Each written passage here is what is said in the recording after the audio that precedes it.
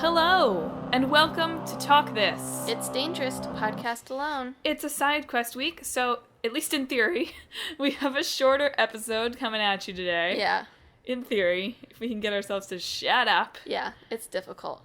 Yeah, it is. It's really difficult to make Emma stop talking. Yeah. As in real life, she just chatters away all the time. All the time. You can't get her to stop. And as you've seen, I am Emma. I'm Madelyn. Yeah.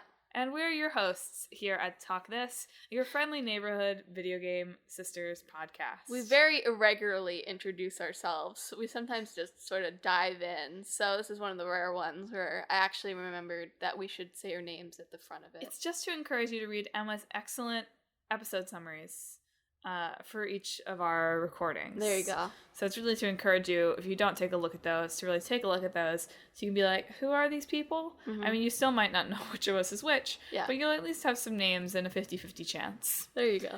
So in our, what is this, Side Quest 4.0, right? Yes. In this Side Quest 4.0 format, we'll be giving you some segments on what we've been playing, our weather report, our traffic report, our off-topic corner, and our question of the fortnight. I really need to play Fortnite. I was thinking about this. Yeah, I feel like I would be so bad that it wouldn't be any fun. But then maybe that's the appeal of it, is getting better at it. But I like to be good at things. I know, but right maybe away. that's what feeds the addiction.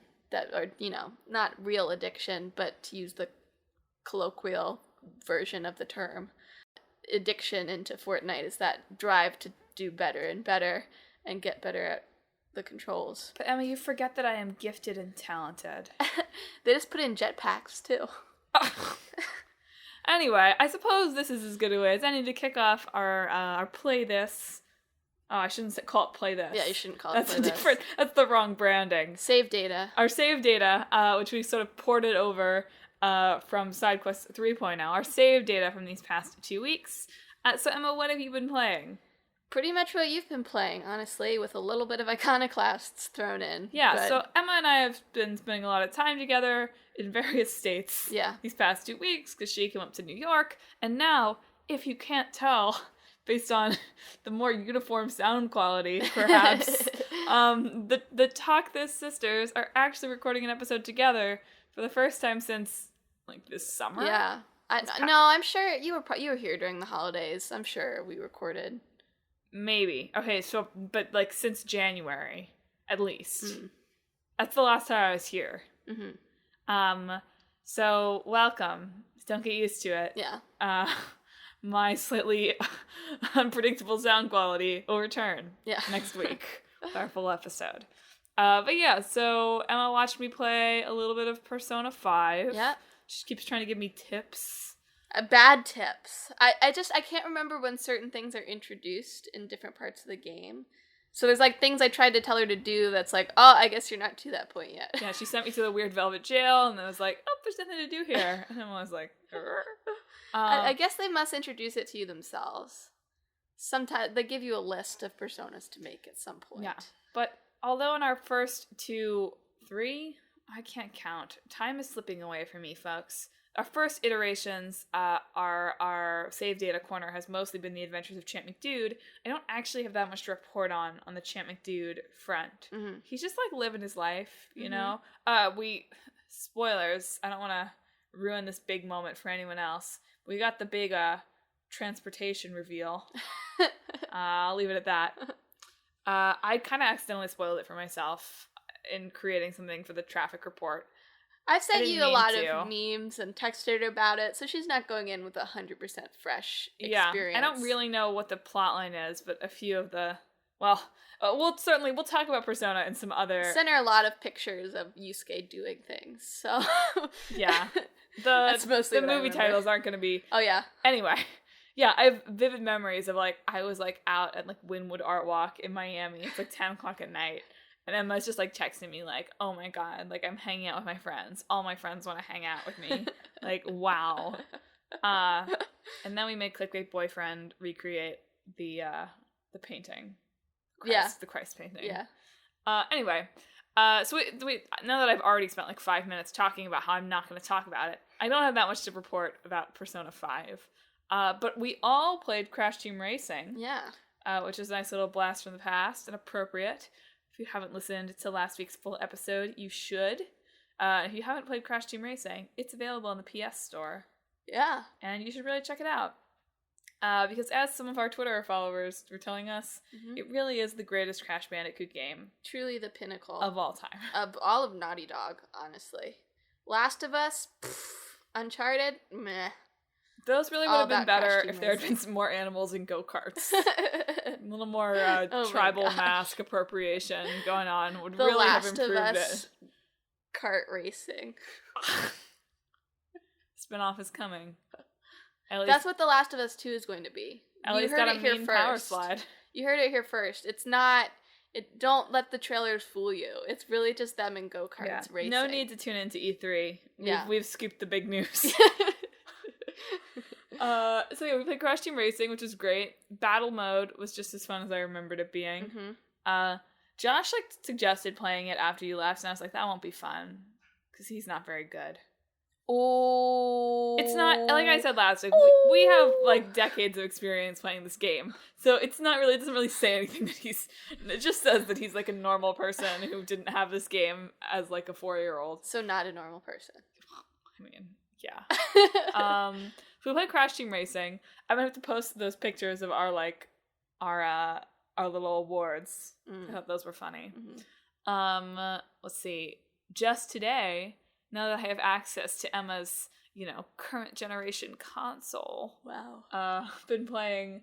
Well, I guess I have the Switch too.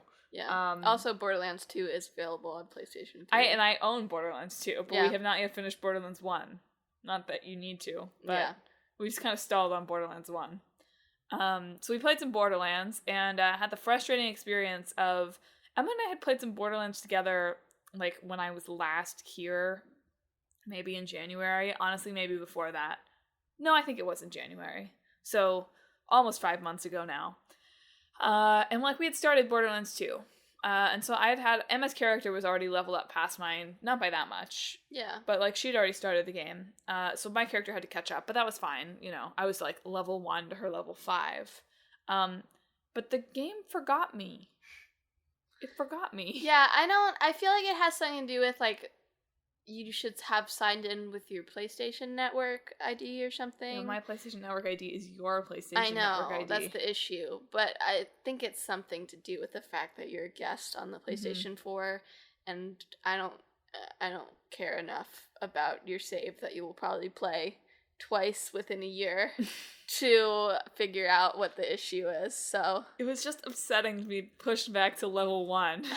And just get slaughtered by all of these level 10 enemies because I was only level 1 and I couldn't even equip a shield or anything like that. As soon as we killed the first Bullymong, though, she leveled up.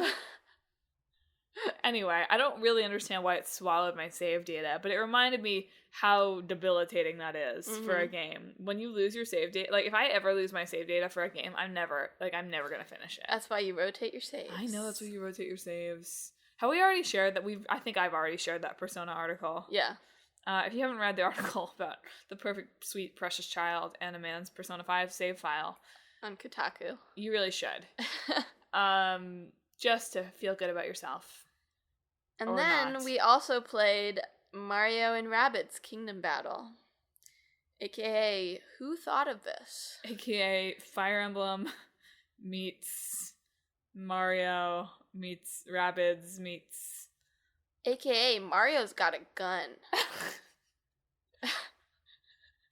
And he's coming after the small mammals. He is coming after those rabbits. AKA, Mario retires from plumbing and takes a position in animal control. Yeah. The rabbits are at least slightly less annoying in this one than they are in, the Rayman. Rayman Raving Rabbids? Yeah. That was a fun game, too, though. Yeah, but the rabbits freak me out, man. Luigi Rabbid, most adorable thing ever. Peach Rabbid, get it away from me. That's sexism. I'm just going to point that out. That's sure, but that's also...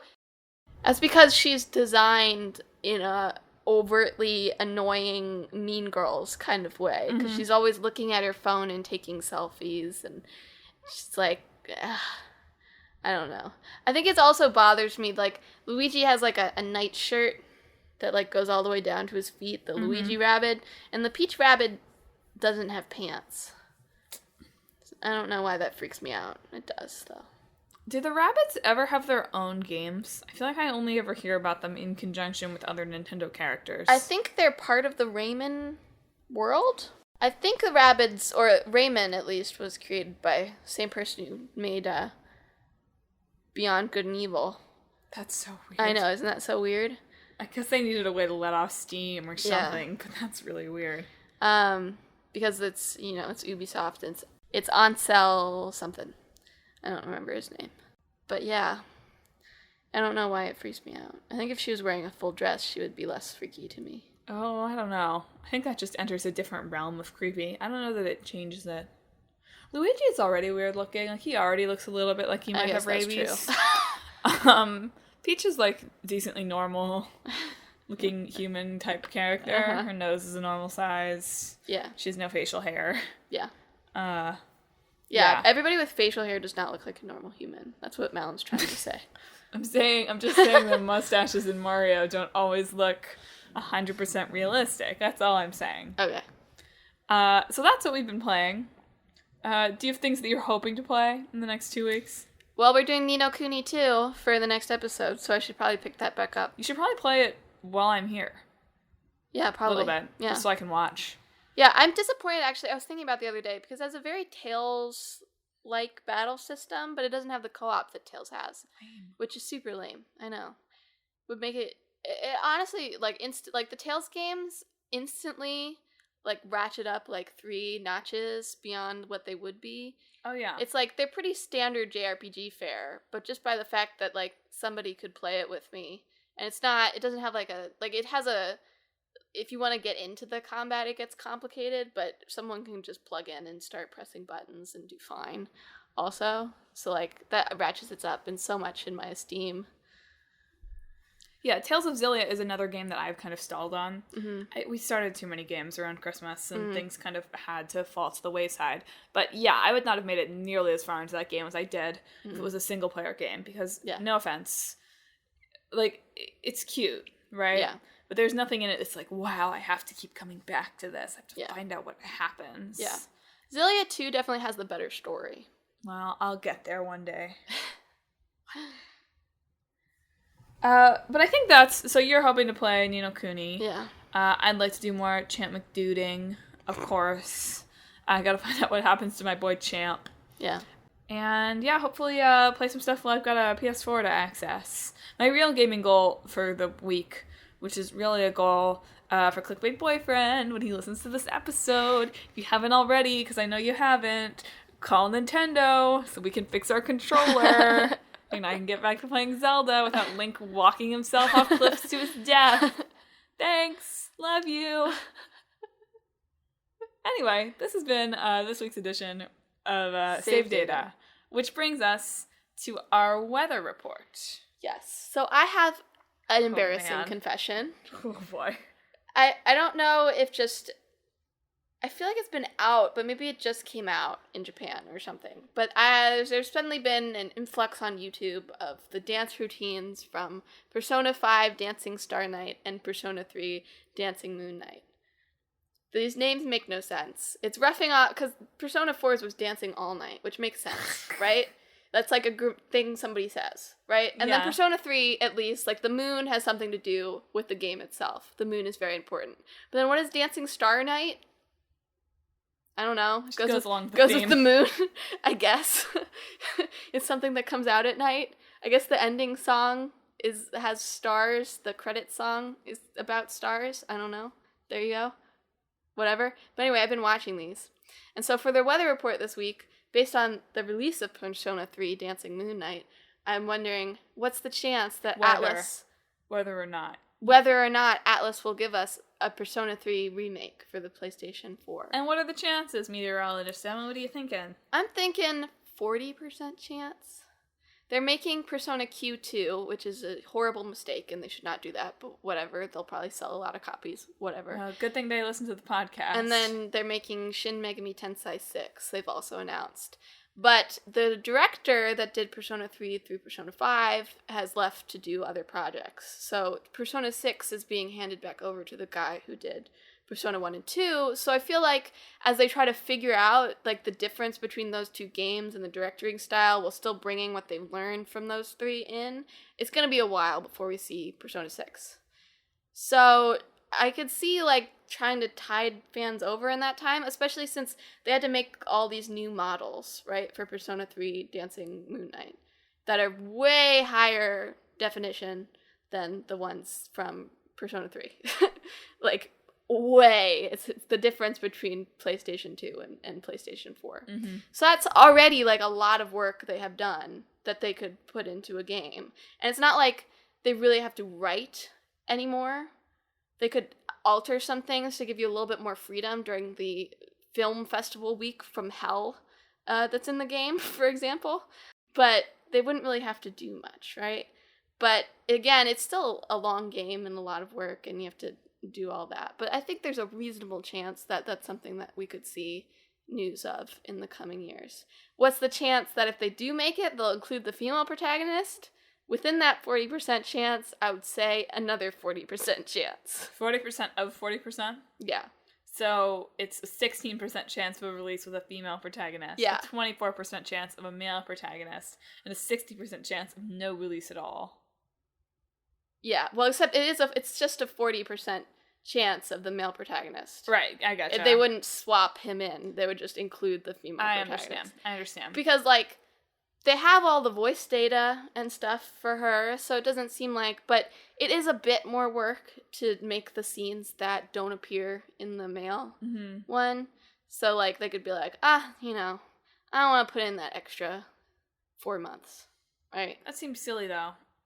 Sure, it's silly, but But it's not just a matter of replacing his model with her model. You'd have different cutscenes that you would have to render in the sort of Persona 5 style where the little models are moving around making faces. No, I get that, but also, is 4 months of work, is that worth the outcry over eliminating the woman? She's very controversial for a couple of reasons that I won't get into because they don't have to do with the weather report. But she's not in the dancing one.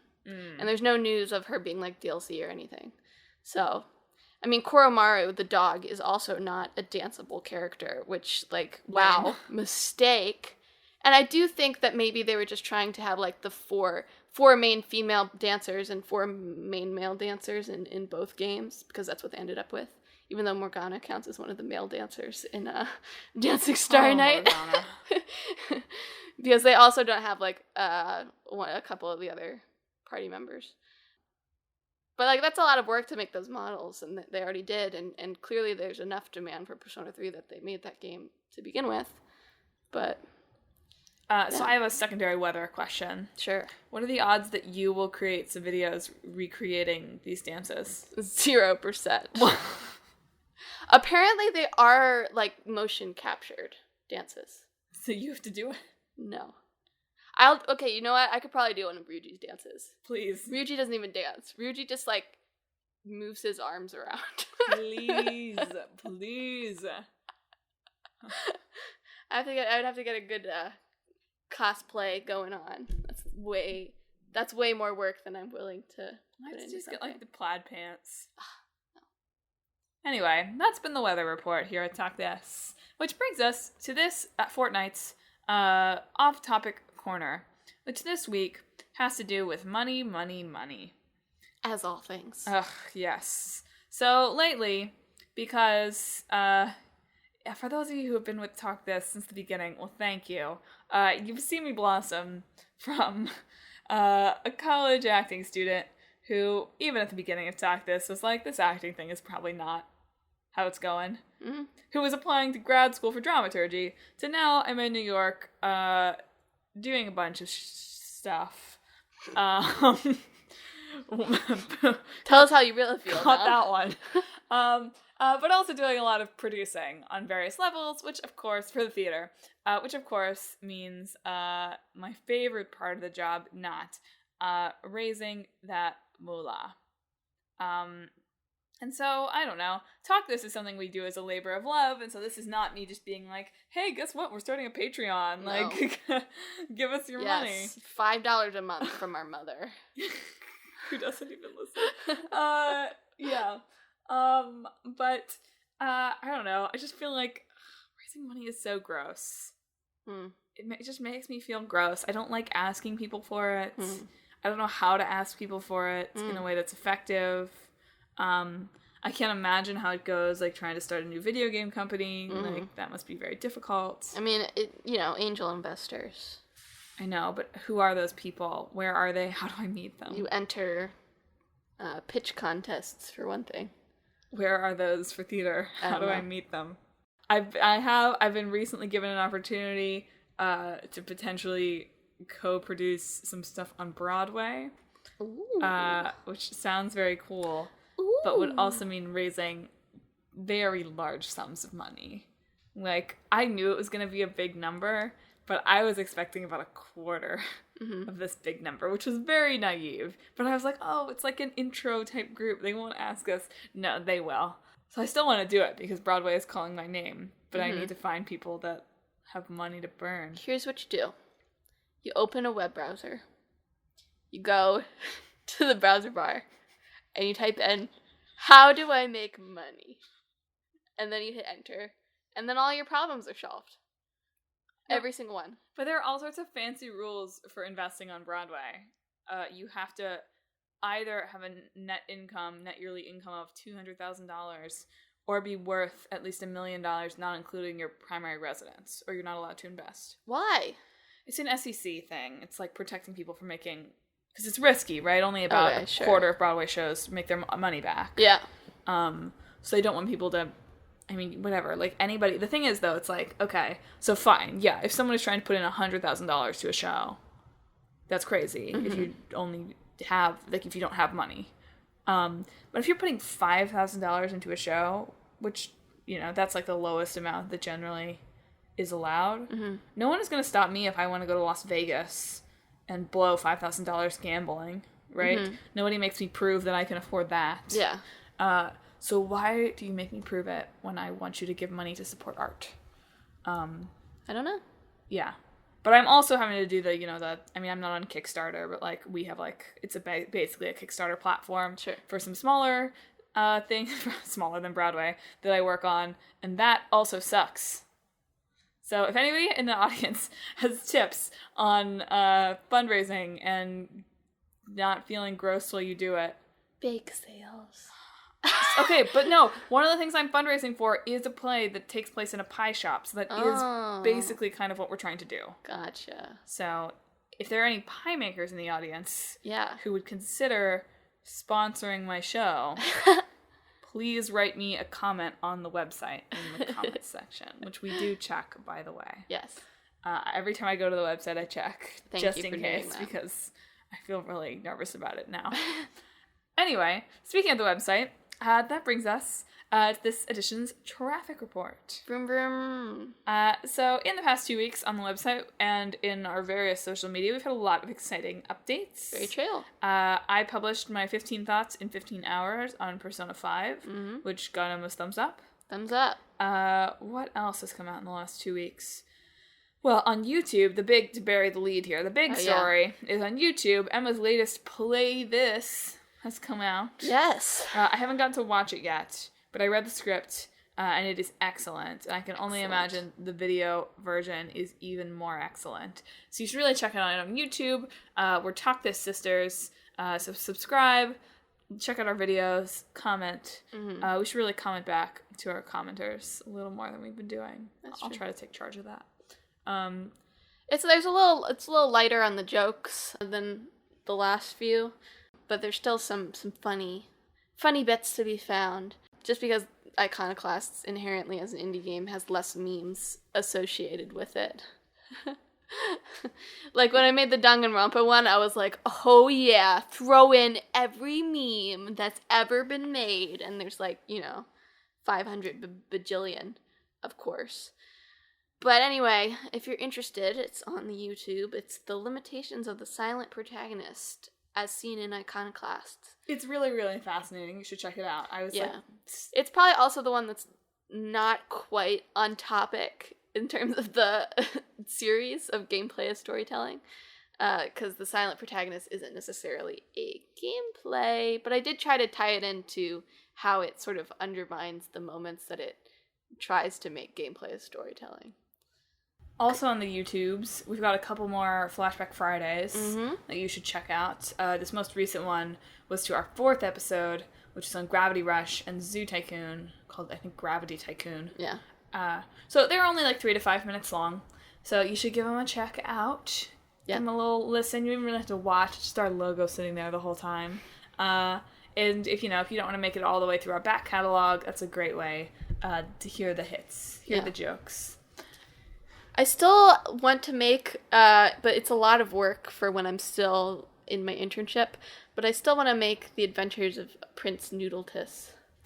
I'd forgotten about this. But, like, that's a lot of work, because, like, it would be, like, having to play Final Fantasy 15, plus, like, making a script that's full of noodle puns. Yo, I'm happy to co-author.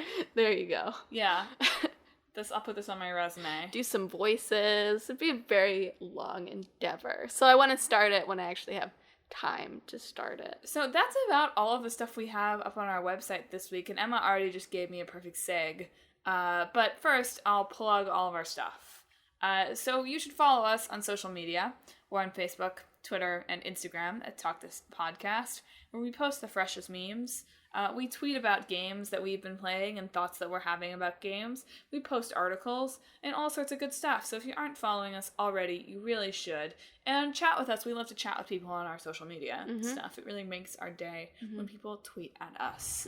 Check out our website, www.talkthispodcast.com. There you can find the links to all of our episodes, more information about us, more information about the show, and also our blog, where you'll find I should have the next edition of Clickbait Boyfriend out shortly. It's about 1/3 of the way written, but I already have all the memes, so really the hard part is done. And also other stuff that we'll be writing. I'll probably do a Buzz This soon. I feel like we're about due, and that kind of stuff. So the website's definitely worth checking out, and we already plugged the YouTube. So Emma was mentioning that she needs people to do, or rather she's going to do, voices for her Prince Noodletus series. Which brings me to our question of the fortnight, which is, if you were given the opportunity to be a voice actor in any video game that you choose, what video game would you choose, and why? See, I think I actually would want to do one of those ridiculous JRPG hoodly doodlies. The hoodly doodlies. Yeah, because I honestly, I feel like it's such a more difficult task to really try to sell some of the stuff that they say. Like in Kingdom Hearts. It's like, the darkness of the heartless. Darkness. I know, like, not that, like, people acting in, like, more nuanced scripts don't have a hard time, but, like, there's a certain talent that comes from, like, getting all this mumbo-jumbo, and who even knows how much they actually know about the story, and how much is just, like, here are the words that are in front of you. I love the screen caps from the interviews with the Kingdom Hearts people, like, talking about their characters. They're like, Kairi's a princess. Riku's a cool dude. Riku's a cool dude. I don't think that's what it was. It was better than that. I can't remember. It's pretty accurate, though. Yeah. But yeah, like, that's just, like, a special skill of being able to take yourself, like, take it seriously and really delve into it, which I think would be a lot of fun. On a related note, whatever happened with the voice actors strike? I know that they settled for something that I thought was kind of BS, and we did a whole debate side quest 2.0 about it. But has anything developed since then? I don't know. I haven't been following it. I'll have to research, because I feel like hopefully things are moving towards better, but who knows? If you did listen to our Danganronpa one last week, Yeah. I think that, like, none of the English cast is actually credited in the game, which sort of works with the meta-narrative it has, but I think it's also because some of them might have been crossing the picket line. So they didn't get official recognition for their work. So even, like some people independently confirmed it, but there are some characters where people don't officially know the English voice actor for them. Like, all of them are from previous Danganronpa games, so some of them you can recognize, but some of them are putting on such a different voice that it's hard to be like, oh, that's that one. You know? Like, you can listen easily to some of them and be like, oh, that voiced this guy, so you can look who voiced that guy. Mm-hmm. All right. But some of them are, like, entirely different, so it's not 100% sure. I'm not totally sure on that, but that's what I remember reading about it. So which I thought was interesting. Well, if I was going to be a video game voice actor, I would like to specialize in playing the silent protagonist. I just do it like... Yeah. I always wonder how that goes. Like, can you just sound like you're exerting yourself?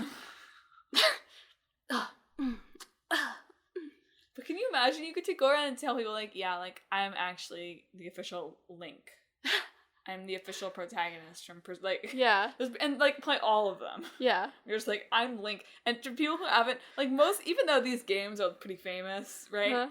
Still, most people haven't played them. Yeah. Like, the majority of people still haven't played them. Especially the majority of people, like, over 40 or so. Sure. So I feel like I could con people into thinking I was a very established voice actor when all I do is provide the grunts. I always think it's really funny when, like, a game with a silent main character gets somebody, like, voice actor famous to voice that character. Like, Persona 3 Portable, to be on topic. Like, the Persona 3 male protagonist is voiced by Yuri Lowenthal, who, like, voices every single Japanese game. He's always in them. And the female protagonist is Laura Bailey, who now does stuff for, like, she was in Uncharted, for instance. You know? And I'm always like, why? They just have a couple of battle lines and some, like, sighs. Why did you hire this person? Really good sighs. Yeah, so I think that would be a fun, like, party trick to put. Like, that would give me a good party anecdote, which goodness knows I need. I'm not very good at parties and being able to tell people, like, I'd be like, here, listen to this. That was Link. Yeah. Listen to this. Or you send in, like... Listen to this. Ooh, that was Persona 5. You send in, like, your voice actor, like, tape. You're real. And it's just, you're real, and it's just you grunting. But they're like, oh, that's some really good efforts. Yeah, those are good. I wonder if those do actually have to be a part of your reel, though. If you have to put in some, I think they're called efforts. I would hope that they would be naturally incorporated into something else. It's not just you being like, oh, oh, oh. Yeah. Otherwise, I think it would be cool to voice the Pokemon. Pika Pika! Not like that. Pikachu is, I'm sure, already a very established voice actor. I think it'd be too much pressure to play Pikachu. But to be like, I played these, like, 24 random Pokemon. True. That could be cool. And of course, I mean, you know, I'm working on my Italian so I can go to Italy, so I think I'm now qualified to play Mario. Oh, yeah, true. Very true. Yeah. It's a me. Anyway, that's our answer. And what video game would you like to voice act? That's it in Italian. Me, Mario. Italian lesson of the day with Madelyn. What video game would you like to voice act in? Let us know on our social media or website, which Madelyn has already plugged for you. I am looking for understudies and stand-ins for my role as no-line protagonist, so please also send your resume. And, oh man, here's really what I want people to send me. Send me clips of you doing your best, both impression of the video game that you wish you were in, but also just some exertions. We also need to hear some exertions. So if you could give me samples of you pushing something that you can move, pushing something that you can't move, falling down, and taking a punch to the stomach. Yeah, there you go. We'd like to evaluate. Yeah. We're considering adding them to Talk This. Whenever we get a particularly good burn. Ooh! Ooh! Which one was that? It was me being punched in the stomach. Could you tell? Yeah, very true. See, this is why I make the big bucks. Anyway, folks, thanks for tuning in to this week's side quest. Is it shorter? I feel like it's not, but I don't know the time we're running. We're making progress here. We like to talk too much. Join us next week, where we will be talking about Ni no Kuni 2, which is our new game, and Emma will tell you our old game. If Emma can remember it. Oh no. Oh no. I don't know what her old game is. Go listen to the last episode if you haven't already. Yeah, if you don't know what the old... First person to comment what the old game is, we'll tell you you're stylish. None of these look familiar. Metal Gear Solid. There we go. There you go. Oh, Emma, you're stylish. I'm super stylish. Anyway, from both of us here at Talk This, in the same room for once, we'd like to wish that you have a